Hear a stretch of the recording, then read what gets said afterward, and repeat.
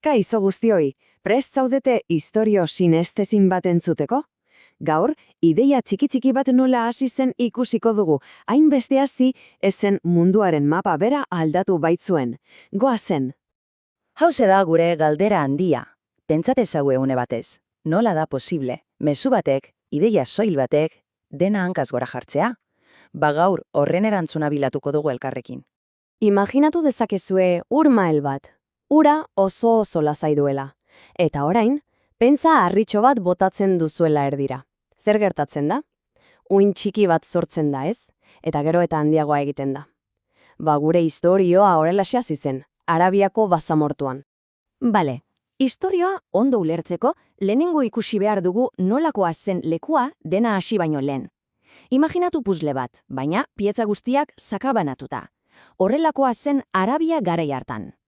Begira, garai hartako Arabia ez zen herrialde bakar bak, gaur egun ezagutzen ditugun bezalakoa. Ez! Tribu edo familia handi asko zeuden, bakoitza bere aldetik. Ez zegoen errege edo presidente bakar bat denentzat. Leku garrantzitsua zen bai, merkatariak gameluekin pasatzen zirelako. Baina tribu bakoitzak bere jainkotan sinesten zuen, eta askotan, elkarren artean borrokan ibiltzen ziren. Egia zan, ez zirudien mundu aldatuko zuen ideia bat sortzeko lekurik onena, ezta? Baina orduan, puzle nahasi horren erdian, norbaitek jarritxoa botatzuen urmaelera. Mahoma izeneko gizon bat mezu berri bat esaten hasi zen, eta mezu hori oso sinplea eta indartsua zen.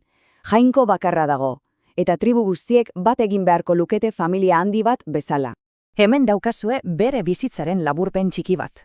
Mekan jaio zen merkatari asko zituen hiri batean. 30 urte inguru zituenean, mezu hori zabaltzen hasi zen. Baina zer uste duzue, hasieran jendeak ez zion kasu handirik egin. Beraz, 622an zerbait oso garrantzitsua gertatu zen. Medinara joan zen bizitzera, eta han entzun zioten.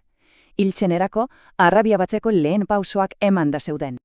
Eta hemen dator historioaren zatirik garrantzitsuenetako bat.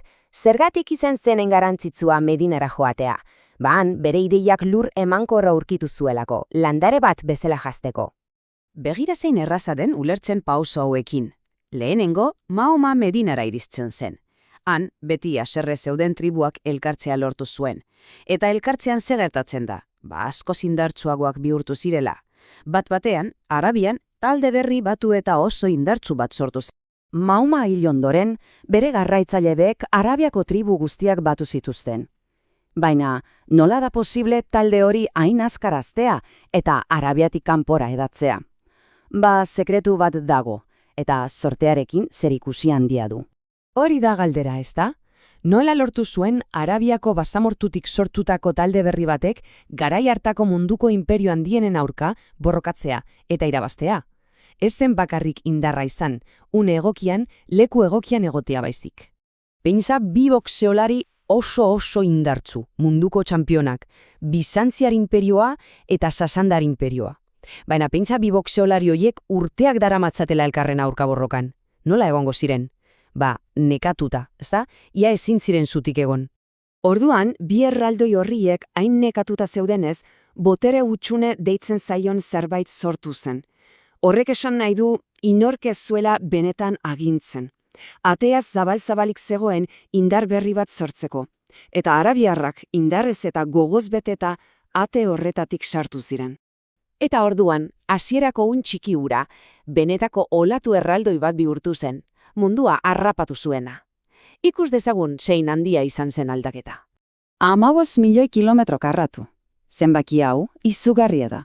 Ideia bat egiteko, Erromatar inperioak bere unerik onenen izan zuena baino handiagoa da. Eta hori dena, 100 urte baino gutxiagoan lortu zuten. Sinestezina da. Eta ez zituzten edozen leku konkistatu, ez horixe, begira. Siria, Palestina, historiaz beteriko lurraldeak. Egipto piramiden lurraldea. Eta pensa, Sasandar imperio osoa. Literalki mapa batetik desagertu zen. Munduaren mapa berri bat marrazten ari ziren. Aiponek dena laburbiltzen du, ezta? Hau da, Ozeano Atlantikotik ia Indiaraino iristen zen imperio erraldoi bat sortu zuten.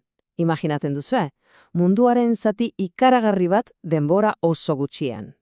Eta bukatzeko pentsa dezagun pixka bat honetan. Zer sentituko zenukezuk zure bizitzan zehar munduko mapa ia guztiz aldatzen ikusiko bazenuen? Eskolan ikasitako mapak bat-batean ez balio, zinestezina ez da, hori gertatu zen, eta aldaketa horren oihartzunak gaur egunera arte iristen dira.